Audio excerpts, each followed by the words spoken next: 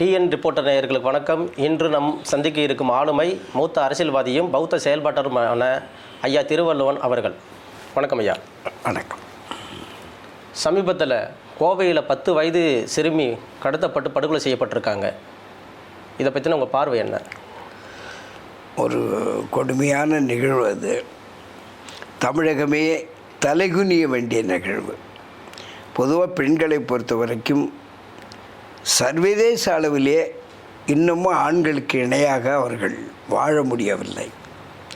நீண்ட நெடிய காலமாக பெண்கள் ஆண்கள் கட்டுக்குள் கொண்டு வரப்பட்டார்கள்.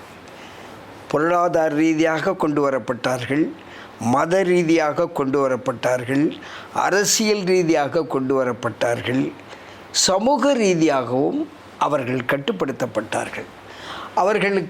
அவர்கள் மீது பாலியல் பலாத்காரம், கொலை செய்வது, அவர்களை கேவலமாக சித்தரிப்பது, அவர்களை எந்த அளவிற்கு ஆண்கள் தன்னுடைய காலடியில் போட்டு மிதிக்கிற அவல நிலை இருக்கணுமோ அந்த அளவுக்கு இருக்குது. குறிப்பாக இந்தியாவில் உலக அளவில் அதிகமாக இருக்குது. தமிழகத்திலையும் அது அப்படியே இருக்குது. இது ஒரு மோசமான விளைவு. எல்லா ஆட்சிகளிலும் இந்த நிகழ்வு நடக்குது. இதை தீர்ப்பதற்கு எந்த ஆட்சியும் தயாராக இல்லை. அதற்குரிய செயல் திட்டமும் அந்த ஆட்சியாளர்கள்ட்ட கிடையாது. அவர்களை பாதுகாக்க வேண்டும் என்று சொன்னால் பெண்ணுக்கு என்னென்ன காரணங்களால் அவள் அடிமைப்படுத்தப்பட்டிருக்கிறாள், பெண்ணுக்கு என்னென்ன காரணங்களால் அடிமைப்படுத்தப்பட்ட பெண்களே அதிலிருந்து வெளியே கொண்டு வர வேண்டும், அதிலிருந்து அவர்கள் விடுதலை பெற வேண்டும் என்று சொன்னால் என்ன காரணத்தால் அவர்கள் அடிமைப்படுத்தப்பட்டார்களோ அந்த காரணங்கள் நீக்கப்பட வேண்டும். பெண்ணுக்கான மண்ணுரிமை, இயற்கையால் படைக்கப்பட்டவள் பெண். இயற்கையால் படைக்கப்பட்ட இந்த மண்ணை அவள் நுகர்வதற்கு வாய்ப்பு மறுக்கப்படுது. உலகத்தினுடைய சரிபாதி பெண்கள். ஆனால் உலகம் ஆண்கள் கையில் தான் இருக்குது. உலக பணக்காரர்கள் ஆண்கள், இந்திய பணக்காரர்கள் ஆண்கள், தமிழக பணக்காரர்கள் ஆண்கள், உலக அரசியல்வாதி ஆணாதிக்கம் உள்ள அரசியல்வாதி, இந்திய அரசியல்வாதிகள் ஆணாதிக்கம் உள்ளவர்கள், தமிழக அரசியல்வாதிகளும் ஆதிக்கம் உள்ளவர்கள் தான். எனவே இத்தகைய காரணங்களால் பெண்கள் தங்கள் துன்பங்களை அவர்கள் நீக்கிக் கொள்வதற்கு வாய்ப்பில்லாமல் இருக்கிறது. அப்படி நீக்கிக் கொள்வதற்கு அவர்களுக்கு ஒரு புதிய மாறுதலான சட்டங்களை கொண்டு வர வேண்டும். அவர்களுக்கு புதிய அரசியல் பாதையை உருவாக்க வேண்டும். அத்தகைய அரசியல் இந்தியாவில் இருப்பது போல எனக்கு தெரியவில்லை. இப்போ சமீபத்தில் நடந்த தேர்தலில் கூட பெண்களுக்கு 10%, 8%, 12% சீட்டு தான் ஒதுக்கினார்கள். இந்திய வாக்காளர்களில் பாதி பேர் பெண்கள், இந்திய மக்கள் தொகையில் பாதி பேர் பெண்கள். தமிழக வாக்காளர்களில் 12-13 லட்சம் பெண்கள் கூடுதலாக இருக்கிறார்கள். ஆனால் விஜய் கட்சி உள்பட 10-12% தான் அவர்களுக்கு இடஒதுக்கீடு, அதாவது பெண்களுக்கு வாய்ப்பை அளித்திருக்கிறார்கள். திமுக போன்ற கட்சிகள் தந்தை பெரியார் பெண்ணுரிமைக்காக போராடி வாதாடிய அந்த விஷயங்களெல்லாம் செய்து சொல்லி அரசியல் நடத்தக்கூடிய அவர்கள் பெண்களுக்கு அரசியல் வாய்ப்பளிக்கும் போது 10% தான் அவர்களும் வாய்ப்பளித்திருக்கிறார்கள். ஆக பெண் உரிமைக்கு இவர்கள் துணையாக கொடுப்பதற்கு வாய்ப்பில்லை, துணையாக இருப்பதற்கு வாய்ப்பில்லை. காரணம், அவர்களுக்கான அடிப்படை கொள்கையில் அது இல்லை. பெண்களை வெறும் வாக்காளர்களாக, ஓட்டுக்காக மட்டுமே பயன்படுத்துகிறார்கள். பெண்களை வெறும் உழைப்பாளிகளாக மட்டுமே பயன்படுத்துகிறார்கள். பெண்களுக்கு உழைக்கக்கூடிய பெண்களுக்கு அதுக்கு உரிய ஊதியம் அவர்களுக்கு வழங்குவதில்லை. அவர்கள் பெறுவதற்கான உரிமையும் அவர்களுக்கு வழங்கப்படவில்லை. சென்னையிலே மட்டும் 10 லட்சம் பெண்கள் வீட்டு வேலை செய்கிறார்கள். அலுவலகத்திலே கூட்டுற, பெருக்கிற, கழுவுற வேலையை செய்கிறார்கள். இன்னொருவர் டாய்லெட்டை, பங்களாக்காரங்களுக்கு டாய்லெட்டை குடிசையிலிருந்து போய் ஒரு பெண்ணு கழுவுகிறார். ஏன் பங்களாக்காரங்க டாய்லெட்டை கழுவுவதற்கு அந்த பெண்ணு தான் போகணுமா? ஏன் அந்த வீட்டில் இருக்க பெண்களே கழுவிக்கலாமே?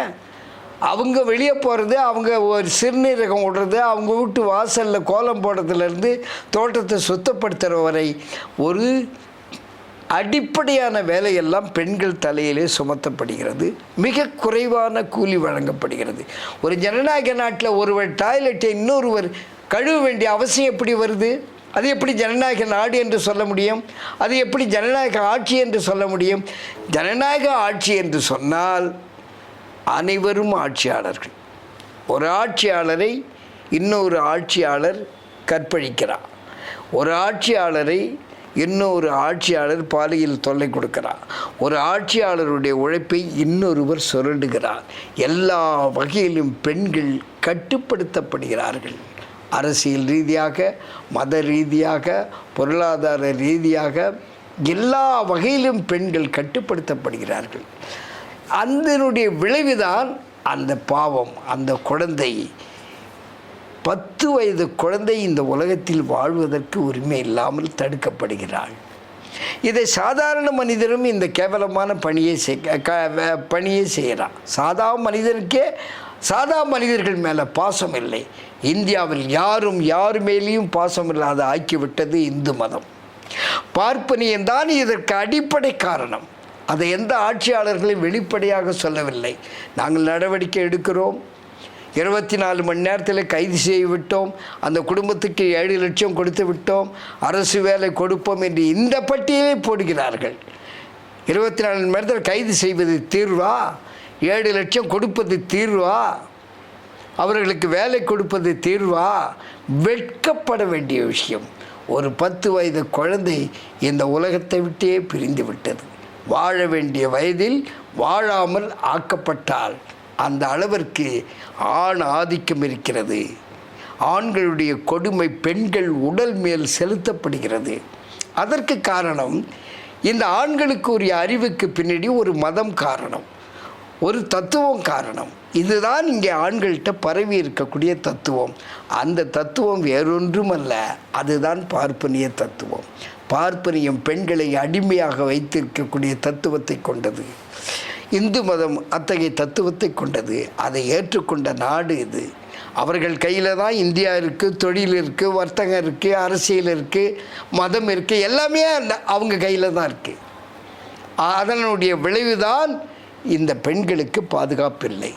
இன்னும் விஜய் ஆட்சியில் பல காட்சிகள் இப்படி வரும். அது நிற்பதற்கு எந்த வாய்ப்பும் இல்லை. ஏனென்றால் இதற்கான காரணம் பெண்ணுக்கு எதிரான கொள்கை இந்த நாட்டிலேயே வலிமையாக இருக்கிறது. அந்த கொள்கையை உடைத்தெறிய வேண்டும். அதற்கு மாற்றான கொள்கையை அங்கே நிலைநிறுத்த வேண்டும். இந்த பொருளாதார கட்டமைப்பு பெண்ணுக்கு எதிரானது. அந்த பெண்ணுக்கு ஆதரவான பொருளாதார கட்டமைப்பை உருவாக்க வேண்டும். இந்த அரசியல் பெண்ணுக்கு எதிரானது. பெண்களுக்கு ஆதரவான அரசியல் உருவாக்கப்பட வேண்டும். எனவே மதம், சமூகம், அரசியல், ஆட்சி இது எல்லாத்திலையும் ஒரு பெரிய மாறுதலை கொண்டு வர வேண்டும். அப்படி செய்யும்போது தான் அவர்களுக்கு பாதுகாப்பு. ஒரு வேலை செய்த பிழைக்க சென்ற ஒரு இடத்திலிருந்து இன்னொரு இடத்திற்கு சென்ற ஒரு தொழிலாளி தன்னுடைய பிள்ளையை கடைசி வரைக்கும் வைத்து அவன் வாழ்வதற்கு வழி இல்லாமல் அழிக்கப்படுகிறாள். இது இயற்கை அழிக்கலை, இடிவிந்து சாகலை, மின்னலில் சாகலை, புயலில் சாகலை, மனிதர்களாலேயே சாகப்படுகிறார்.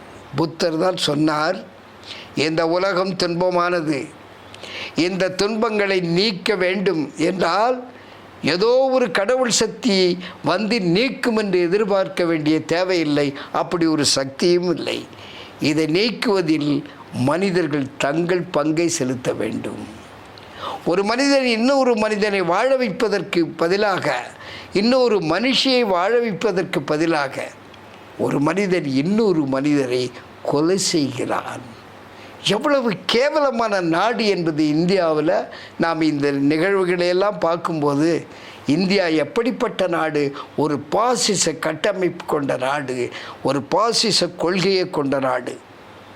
4-5 வருஷத்துக்கு மேலே பாசிஸ்டுகள் என்று சொல்லக்கூடிய ஹிட்லர், முசோலினி போன்றவர்கள் கூட 5 ஆண்டுகளுக்கு மேலே நீடிக்கவில்லை. அவர்கள் பாசிசம் ஒடுக்கப்பட்டது, நசுக்கப்பட்டது. ஆனால் இந்தியாவிலே 1400 ஆண்டுகளுக்கு மேலே பாசிச கொள்கை இன்றைய வரைக்கும் நடைமுறையில் இருக்குது. இந்த பாசிசத்தை நீக்க வேண்டும். அதில்தான் மனிதர்கள் தங்கள் பங்கை செலுத்த வேண்டும்.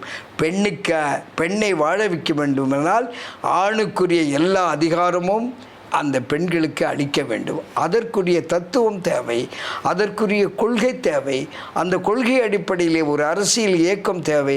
அப்படி ஒரு இயக்கம் இந்தியாவில் இருக்கிற மாதிரி நான் பார்க்கல. எல்லா முதலமைச்சரும் அறிக்கை விட்ட மாதிரி தான் விஜயும் விடுறார். உடனே பணம் கொடுத்து அந்த மக்களை உட்கார வைக்கிறாங்க. பணமாக பிரச்சனை? இங்கே பணம் இல்லை பிரச்சனை, கொள்கை பிரச்சனை. அந்த பெண்ணுக்கு எதிரான கொள்கை இங்கே ஆளுமை செய்கிறது, ஆட்சியில் இருக்கிறது, அதிகாரத்தில் இருக்கிறது, அரசு நிர்வாகத்தில் இருக்கிறது. இதிலே மாறுதல் வராமல் இந்த பெண்களை எப்படி பாதுகாக்க போகிறாங்க? இதில் மாறுதல் தேவை. அப்போ அடிப்படையான ஒரு மாறுதல், அது விஜய் கொண்டாடு வராங்கிறதுலாம் நான் சொல்ல எந்த உத்தரவாதமும் கிடையாது. அத்தகைய தத்துவத்தை இவர் புரிந்திருக்கிறாரா அல்லது புரிய வைத்தாலும் ஏற்றுக்கொள்வாரா அதுவும் நமக்கு தெரியாது.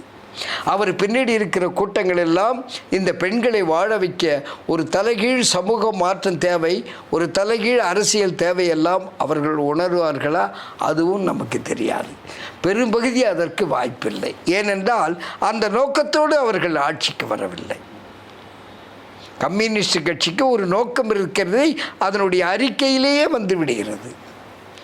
பெரியாருக்கு ஒரு நோக்கம் இருப்பது அவருடைய கொள்கையில் வந்து விடுகிறது. அம்பேத்கருக்கு ஒரு நோக்கம் இருப்பது அவர்களுடைய கொள்கையில் வந்து விடுகிறது. ஆனால் அப்படி ஒரு நோக்கம் இவர்களுக்கு இருக்கிறதா என்பதை கொள்கையில் தெரிவிக்கவில்லை.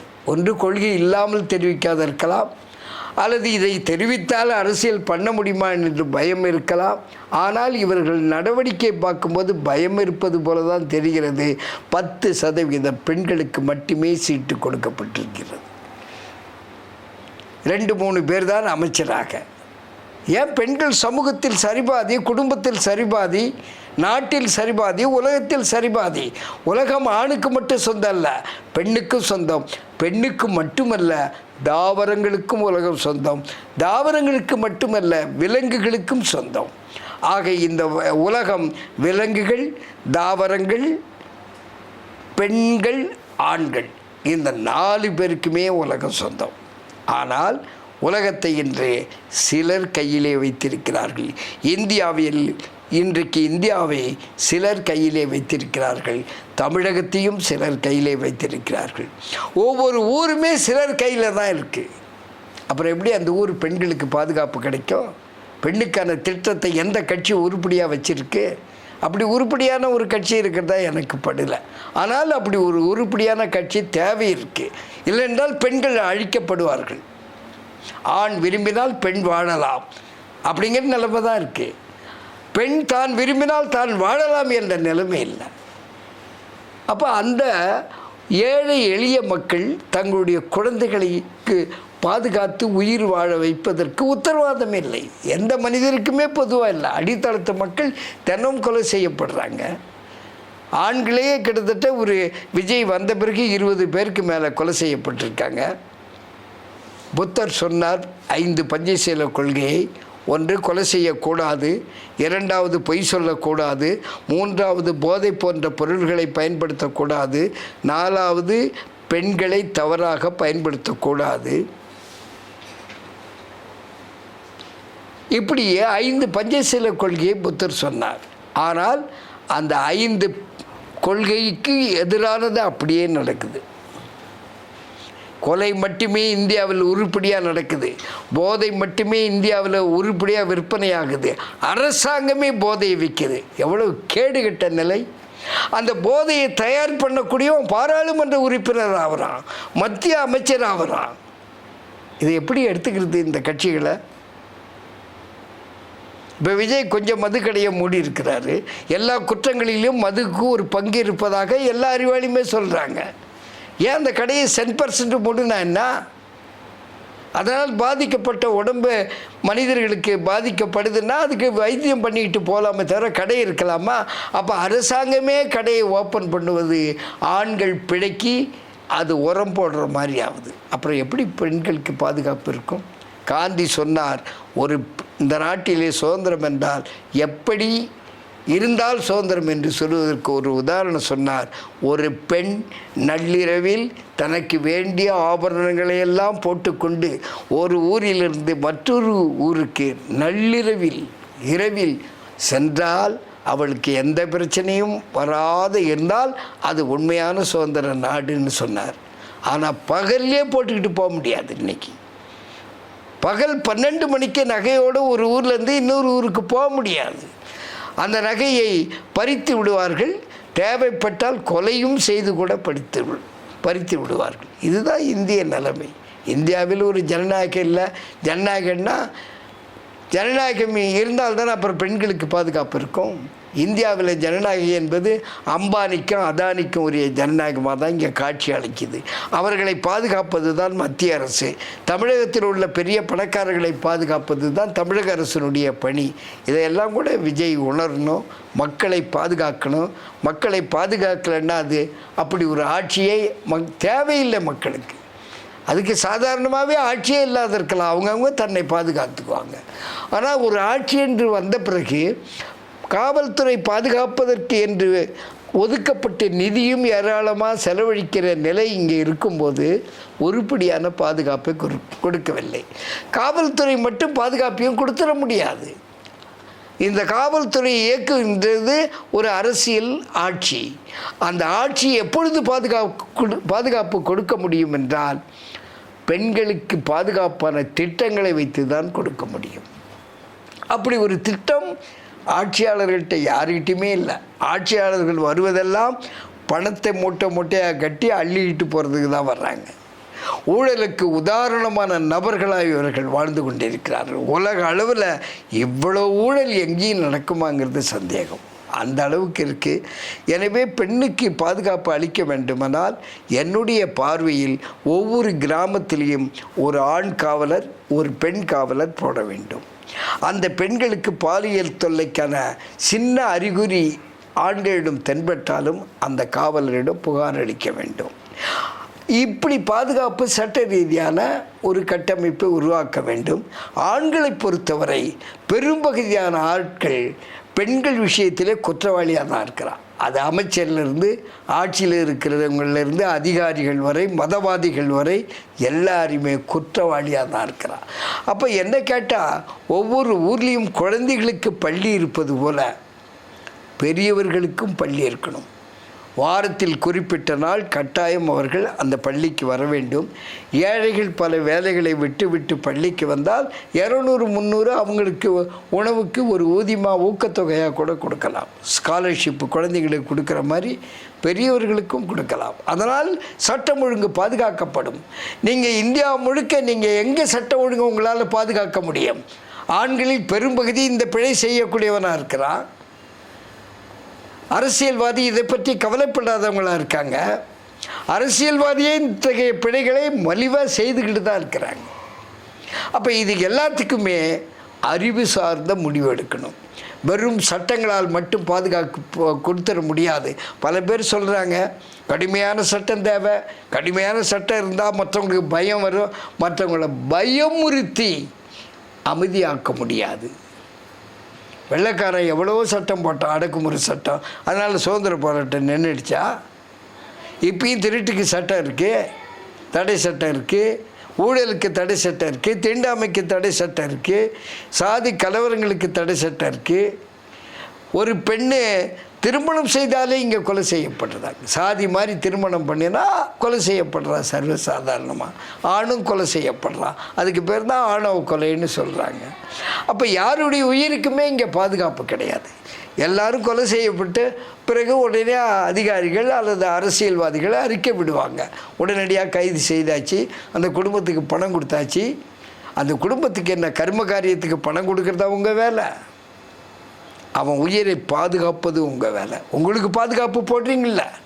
ஒரு பிரதமர் ஒரு ஊருக்கு வந்தால் உடனடியாக அவருக்கு 6 அடுக்கு பாதுகாப்பு.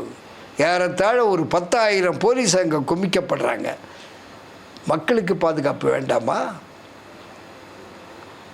குழந்தைகளை அனாவசியமாக இங்கே பிச்சை எடுக்குது. ஏராளமான குழந்தைகள் படிக்க முடியாமல் தத்தளிக்குது, வறுமையில் வாழுது. எல்லா பாலியல் தொல்லைக்கும் அதுவும் காரணம். வறுமை ஒரு காரணம். பொருளாதாரம் இல்லாதது ஒரு காரணம், அறியாமை ஒரு காரணம். அப்போ இதையெல்லாம் சரி பண்ண வேண்டிய கடமை இருக்குது. எல்லா ஊர்லேயும் பள்ளிக்கூடம், நகரம், ஊர்லாம் பள்ளிக்கூடம் இருக்கணும். எல்லா இளைஞர்களும் அங்கே வரணும். கட்டாயமாக ஒழுங்கை பற்றி அவனுக்கு பாடம் எடுக்கணும். அவனுக்கு நல்ல அறிவை கொடுக்கணும். மனிதர்களை அறிவாளி ஆக்குவதற்கு எந்த திட்டமும் இந்த ஆட்சியாளரிடம் கிடையாது. இந்த சம்பவத்தில் நம்ம வழி தோய்ந்த இதயத்தோடு தான் இதை கடக்க வேண்டியதாக இருக்குது. எல்லா சம்பவத்தையும் போலயே இதையும் கடந்து போகாமல் மனித நாகரிகம் உள்ள மக்களாய் மாற வேண்டிய கடமை நமக்கு இருக்குது. இது பொது ஜனங்களாக இருக்கக்கூடிய நமக்கு இருக்குது. அரசு சார்பில் இருக்கக்கூடிய அதிகாரிகளுக்கு இருக்குது. அரசு கேந்திரங்கள் சரியான முறையில் வழிநடத்த வேண்டிய தேவை இருக்குது. மக்களின் உயிருக்கும் உடைமைக்கும் பாதுகாப்பு கொடுக்க வேண்டியது இந்த அரசினுடைய கடமை. எந்த அரசு மாறி இருந்தாலும் பெண்களுக்கு மேலே ஏற்படக்கூடிய வன்முறையும் குழந்தைகள் மேலே ஏற்படக்கூடிய பாலியல் வல்லுறவும் அதிகரித்து கொண்டே இருக்கிறது. மிக மிக கொடுமையான ஒரு விஷயம். இந்த செயலுக்கு இந்த சமூகத்தில் இருக்கக்கூடிய ஒரு சாதாரண பிரஜையாக இருக்கக்கூடிய நாம்பளும் மனம் மருந்து வேண்டிய தேவையாக இருக்குது, கடமையும் இருக்குது, நமக்கும் பொறுப்பு இருக்குது. நீங்கள் பேசிய அத்தனை விஷயங்களும் அதையும் உறுதிப்படுத்துது. நன்றிங்க ஐயா.